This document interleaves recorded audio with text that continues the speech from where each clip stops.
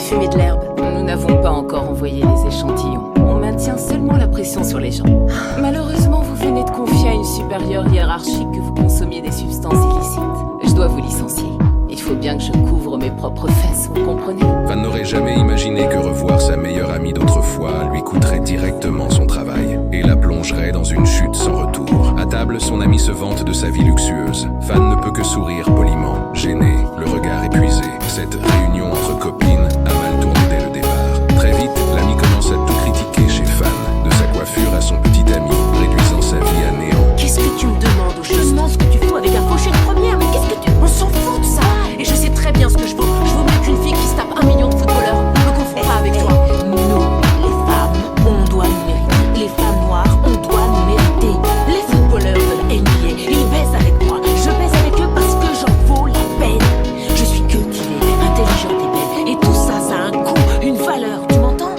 Ça court pas les rues, c'est précieux. Il y a ce qu'on appelle des nuances. Que t'es en train de cacher toute ta vie. Qu'est-ce que tu crois? Tu me demandes ce que je crois? Quand l'ambiance devient glaciale, une amie de la copine tente de détendre l'atmosphère en voulant forcer Fan à un rendez-vous arrangé. Les avances grasses du type lui donnent la nausée. Elle se lève et quitte la table, furieuse. Sur le parking, son ami la rattrape et lui tend un joint en guise d'excuse. Écrasée par la pression de la vie et de cette amitié toxique, Fan finit par céder. Elle fume dans la voiture. Une réconciliation de façade alors que le danger approche déjà. Le lendemain matin, le réveil sonne brutalement. Fan se réveille en sursaut et jette un œil à son téléphone. Son sang se glace instantanément. On rappelle des stages stupéfiants.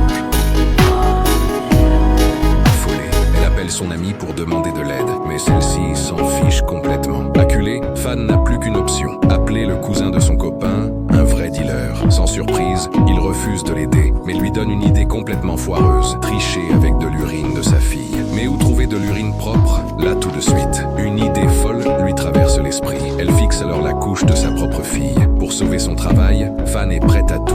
Elle enfile des gants et commence à extraire l'urine de la couche, comme si elle faisait une expérience de chimie. Filtrée, chauffée, purifiée, chaque étape est absurde et profondément douloureuse. Enfin, elle verse ce précieux échantillon dans un préservatif qu'elle attache fermement à sa cuisse. Mais le destin n'a pas fini de se moquer d'elle. Au moment précis où elle s'apprête à effectuer l'échange dans les toilettes,